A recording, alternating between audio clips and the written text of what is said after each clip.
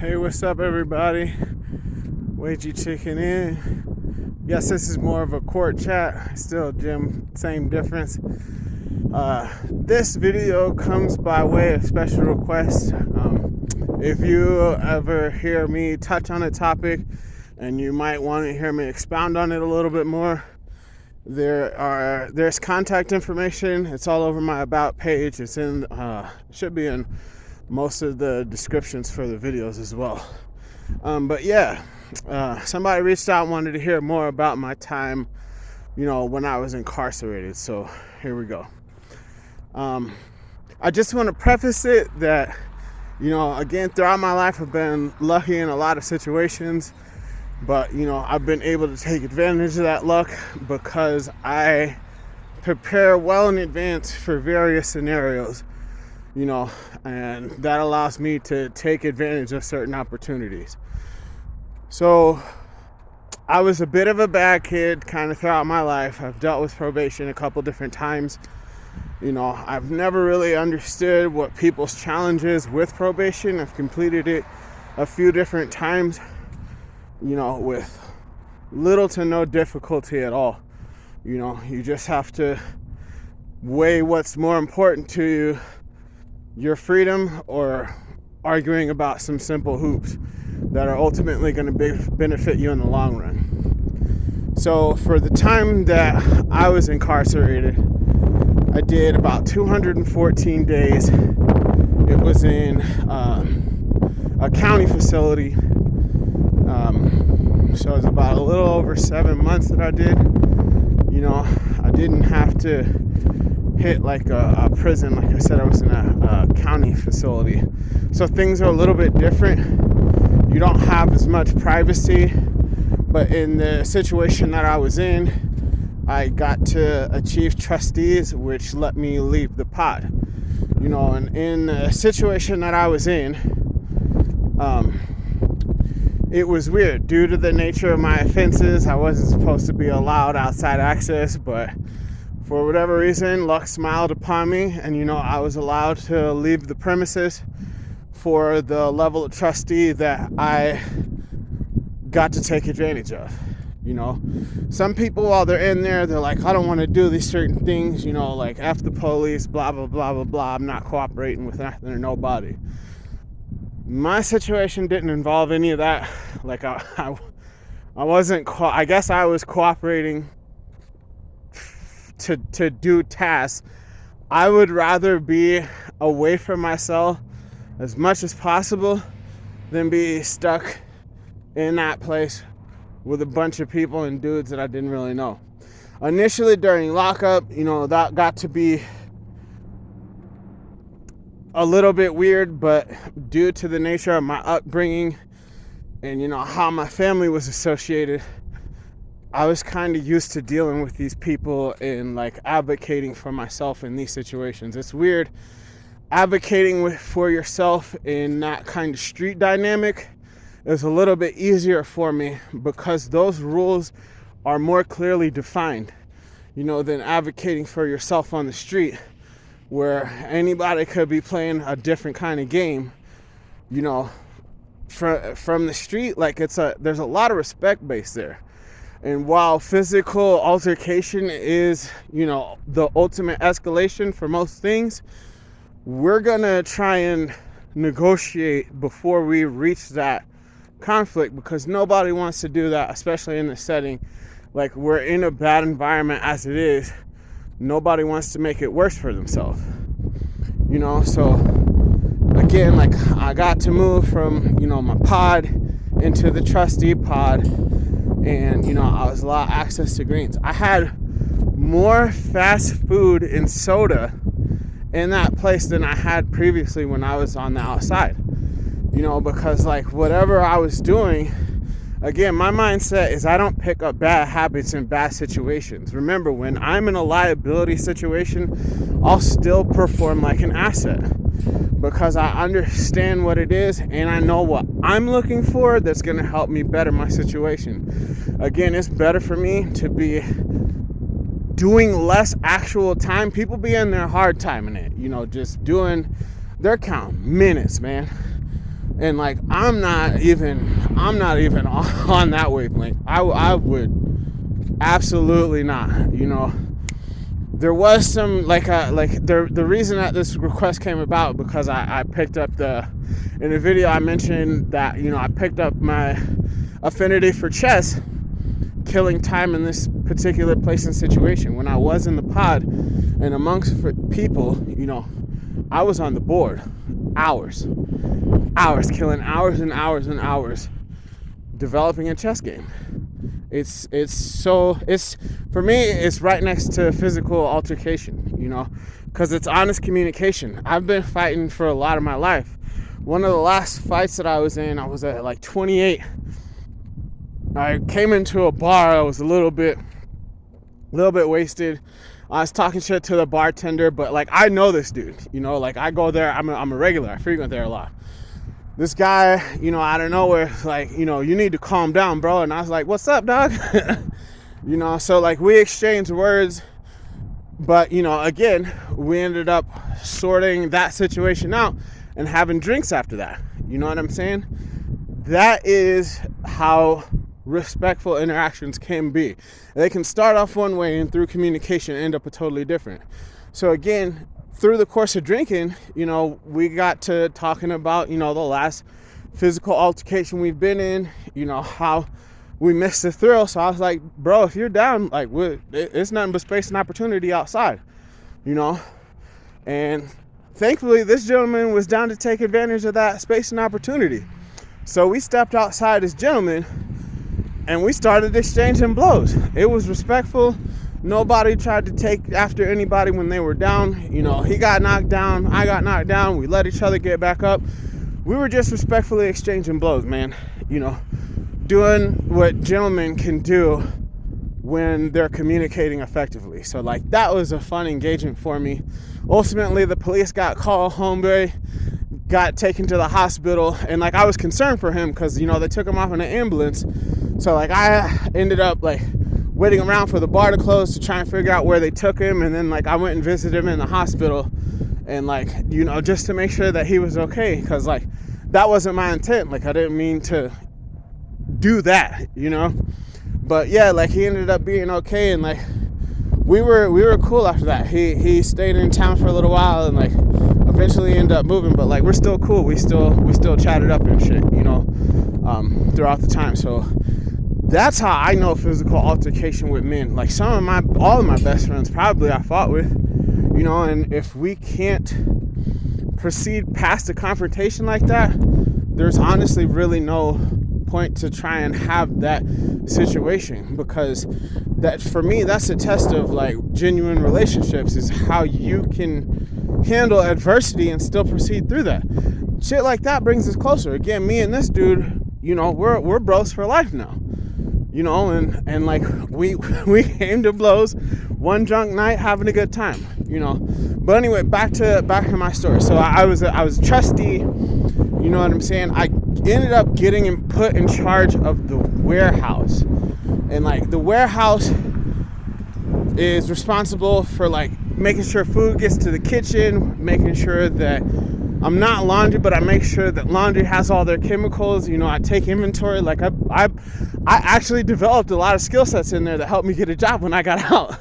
You know what I'm saying? So like it ended up not being a completely horrible situation, again, because of the mindset that I held towards the situation that I put myself in, you know, and I wanted to make it as beneficial as possible.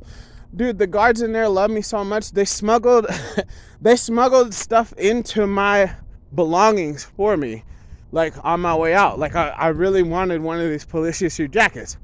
You know, like I was responsible for like decommissioning jackets, and these are really nice jackets with lighter, and I was like, I want one of these. And like one of the guards is like, I'll make sure one ends up in your belongings. You know what I'm saying? So like that, I had big eats because I was doing such a good job making sure. So some people, when they get the jobs, they try and purposely do bad work, and again, that's how you pick up bad habits in a bad situation. I was doing such a good job, like taking in orders, making sure that the kitchen had they need. I got the keys to the freezer. I had big eats. Whoever was on my crew was well taken care of food-wise. You know what I'm saying? Let alone we got double trays from the kitchen, because like I'm making sure that this facility is kind of running right, you know? Like there was a point where, dude, one of the guards got so self-conscious because like I was helping him move some shit. It was like mesh grating, because they had to kind of baby proof some of the tiers because people kept jumping. You know what I mean? But like it fell and it like tore my leg open, and this dude started freaking out and shit. You know what I'm saying? But like, you know, again, another inmate might have put the onus all on him, tried to do whatever. Like I could have done that, but you know, I'm a country kid, dog. Like for me, it's just a scratch. Like it's whatever. I'll heal from this right quick. Just get me to a nurse and let me chill out for a day or two. You know what I'm saying? So like I had a lot of respect around the facility. I got to do dumb weird shit. Like, man, they took me into Texas barbecue. You know, at some point, like we had to set up I don't know what they were doing, some kind of concert or something, but like we set up the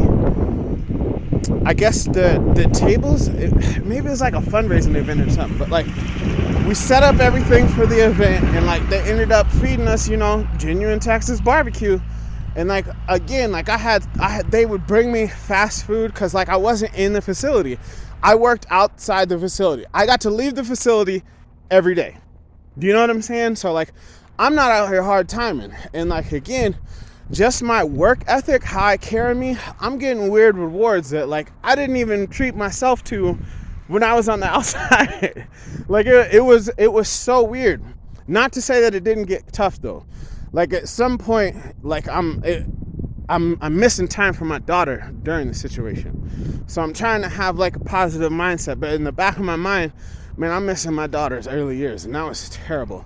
At some point, I'm sitting down writing a letter, and before I know it, like droplets, tears are just falling down on the page, and I have to write around the soaking spots on this paper so that like I'm focused on what I'm doing. But like that was the thing that like hurt me the most.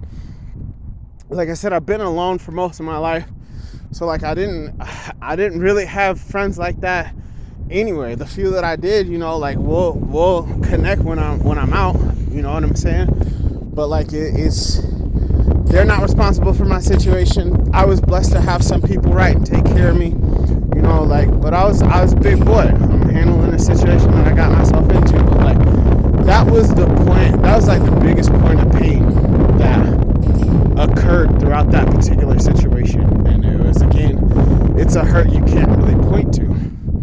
But you know, it was nice to get that letter out and to communicate and convey those feelings. Again, that's probably, you know, when I was going through my divorce, that's probably where that affinity for writing kicked back into play. You know what I'm saying? Because that was something that helped me get through that particular situation as well. Again, not writing out of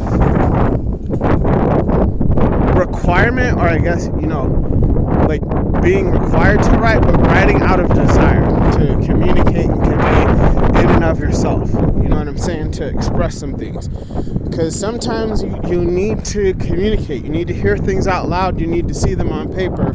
It might alter the perspective that you have for whatever you're feeling on those particular subjects and topics, you know, so that you can revisit it later. And that was legit.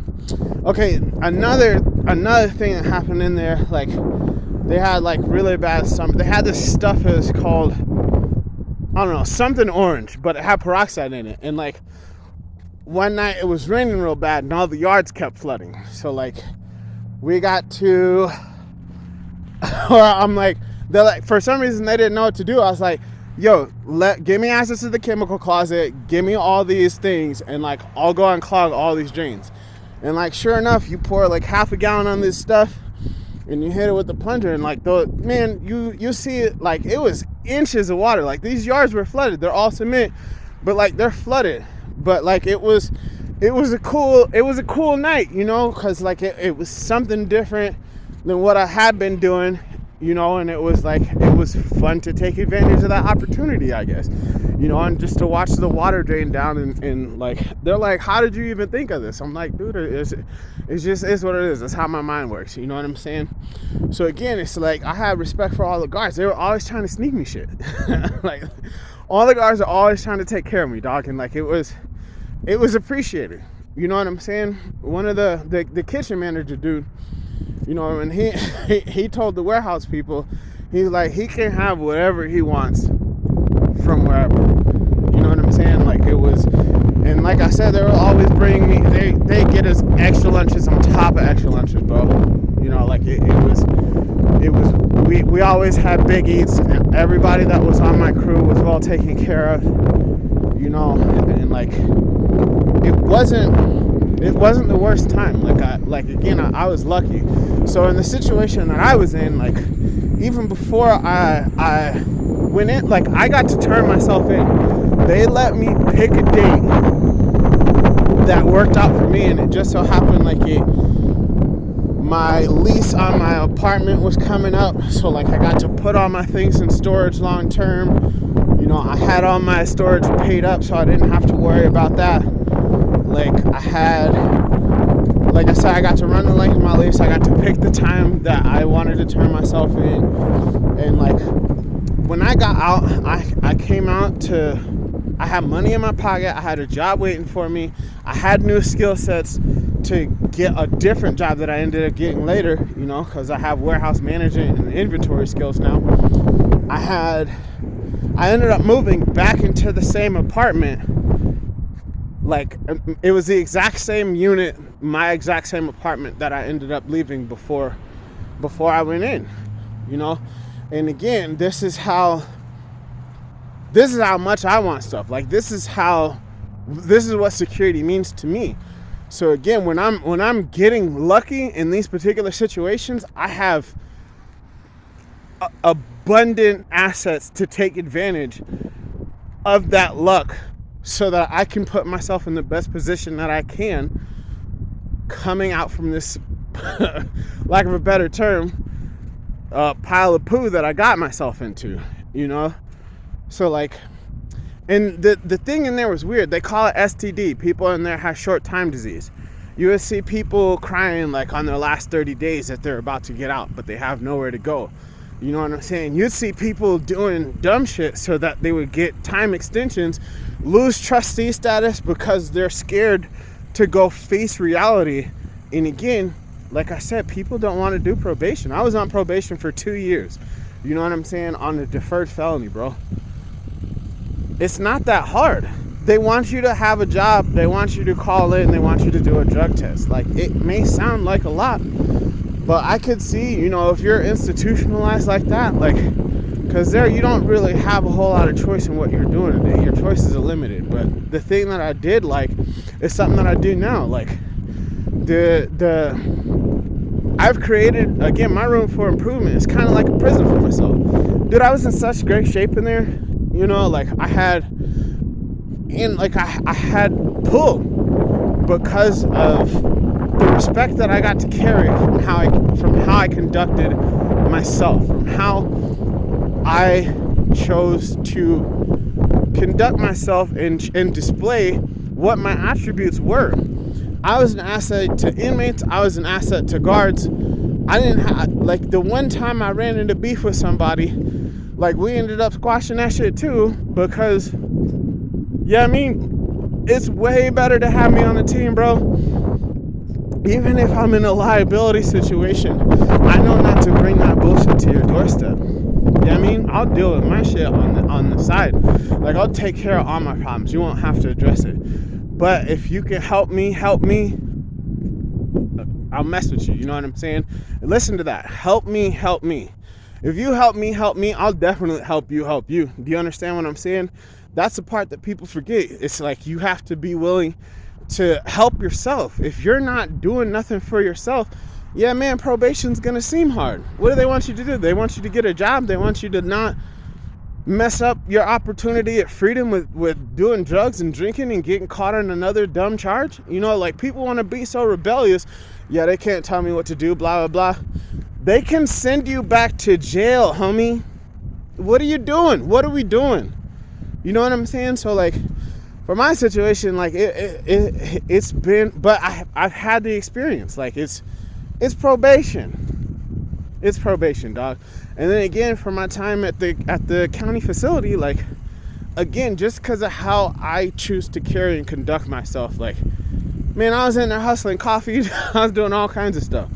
You know, like it's just it's unfortunately or whatever, it's my nature. It was a place that I could not only thrive, I could not only survive in, but I could thrive in because of the nature of my upbringing and, you know, things that I went through throughout my life. Like it was second nature, kind of dealing with those things and people in there, you know. But yeah, that's where I developed my affinity for chess.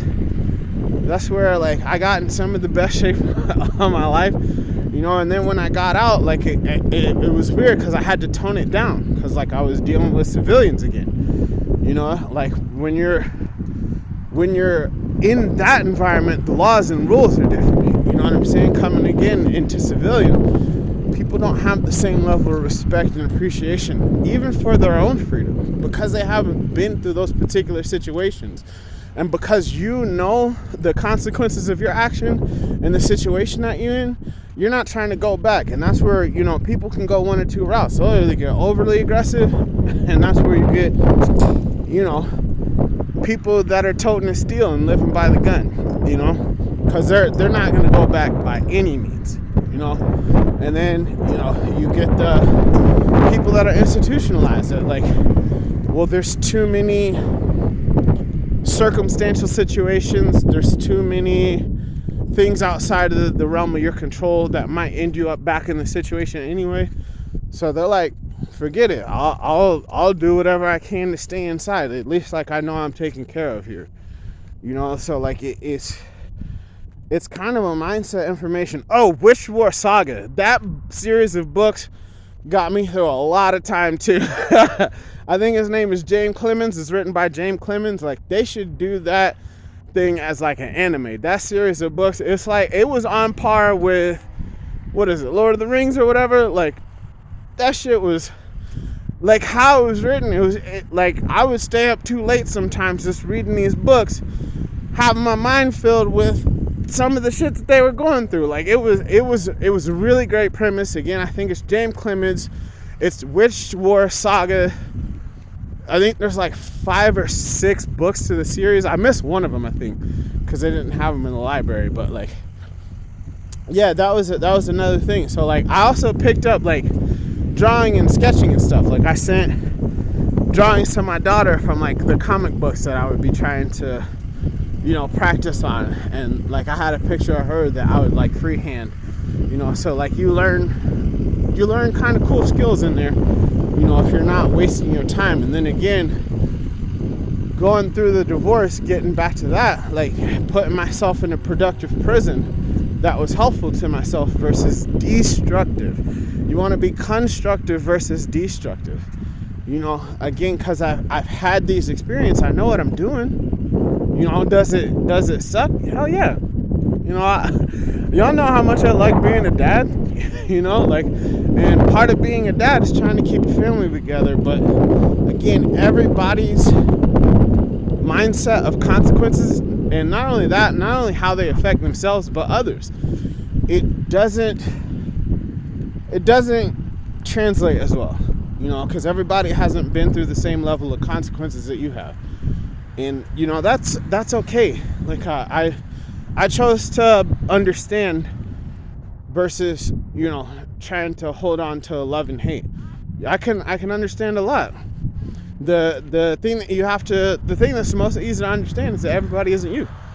Everybody doesn't think the same. That's okay. Live and let live, man. What I want to do is live my life to the best of capability on my own terms, you know. And, like, that's what I radiate and emanate. That's what I choose to exude into the world in thick, frothy ways, if you will. You know, so let's see, was that it? We talked about Like they'd sneak me in stuff. I got to eat a lot of fast food and soda. One of the old ladies, oh yeah, they would take us out on trash detail at night. Okay, so I worked the warehouse during the day, and then like I would try and jump on another crew that got to go on at night sometimes. So it's like I'm spending 16 hours outside of this place. I would go back to the pod to sleep, dog. You know, and then sometimes I wouldn't even sleep because I'm reading this damn book.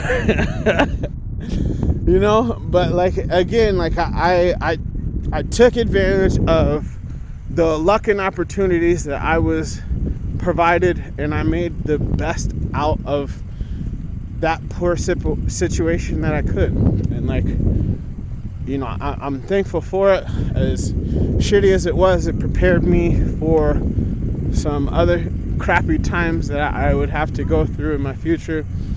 But you know, it is what it is. I still get to be a better example. You see your homie's got the shiny head. Again, just getting done with another workout and stuff. So like, you learn to take care of your stuff, and it's just leadership skills. It's just that natural leadership thing. You know, I'm handling things. I'm taking care of things. I'm always thinking ahead, and like people appreciate that. You know, sometimes they forget how beneficial it is, though. You know, you're too close to the painting to really appreciate the artwork, and you know the artist, so like you don't hold it doesn't hold the same weight and value that it once did. Like, what do they say? If you get too close to your heroes, you'll something about getting too close to your heroes, and they'll no longer be your heroes. You know what I'm saying? So like, it's all right. I understand. And part of that understanding has allowed me to, again, shed that negativity. I'm not harboring that hate. I'm not harboring that disgust, that dislike, that disdain. You know, I got to alleviate myself of some of those unnecessary burdens so that I continue to benefit and enjoy myself, my life, the life that I've created for myself. You know, I get to hang out and take care of we went to see the doctor today with my daughter. Like, she's doing good. Like, at least she's being honest with her doctor. Little brat. She's a little troublemaker, but I love her. Like, that's my girl, you know. So yeah, man, like, again, it was kind of a janky experience, but you know, I'm glad that I made it better than it could have been. And I challenge you guys to try and do the same for yourselves. No matter what situation you're going through, remember that you're actively able to take control of how you're going to react to situations, and you can choose to make them as best as you can. And I challenge you to do that. And on that note, Wages out.